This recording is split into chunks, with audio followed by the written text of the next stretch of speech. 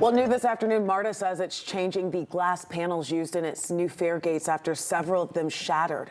It's also delaying the rollout of its new trains, prompting questions from riders and city leaders about whether the transit agency is actually ready for the World Cup.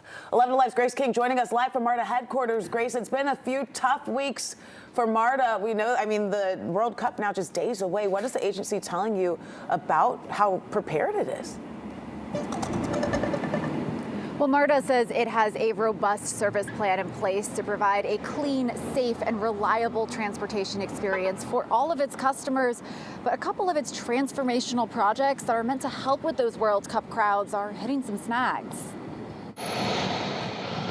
With less than 2 weeks until the first World Cup match in Atlanta, many MARTA fare gates are still under construction. I guess an easier way to be paying, which I know I've had troubles with in the past, so happy to have them in. As of last Thursday, MARTA said just half of the stations had revenue-ready fare gates. But some of those gates are shattering.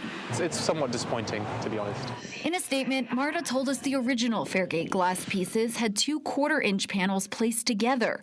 Now it's shifting to a single 1/2-inch panel that is more secure. I have many concerns. It does not feel like we're ready. Atlanta City Councilwoman Liliana Bakhtiari says her district relies on MARTA, and she was looking forward to seeing the new trains in action. It was disheartening to see that we are not doing the ride, that has been canceled. And my district is very frustrated. On Tuesday, MARTA indefinitely postponed this week's highly anticipated CQ 400 launch and didn't answer our questions about a new timeline.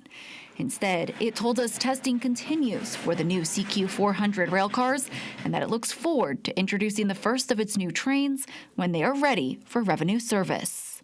It does not give a strong impression that we are ready. And the thing is I have faith in MARTA. I have faith in our transit. My district wants to be here and believes in it.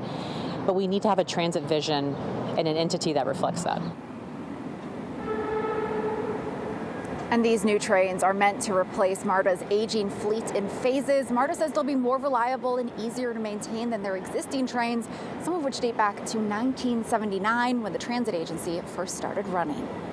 Grace, one question for you. You just mentioned that those older trains can have issues with reliability and maintenance.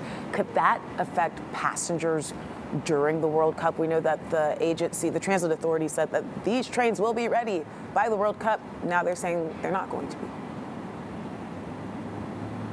Well, MARTA was only planning on having 5 to 7 of those new trains up and running for the World Cup, so they were going to rely on a lot of these older trains anyway. They say they're preparing for every scenario, and they're going to have some rapid response fleets of buses staged at stations like this one here at Lindbergh so that they are ready to keep passengers moving with or without trains in case any issues were to come up. Live at MARTA headquarters, Grace King, 11 Alive News.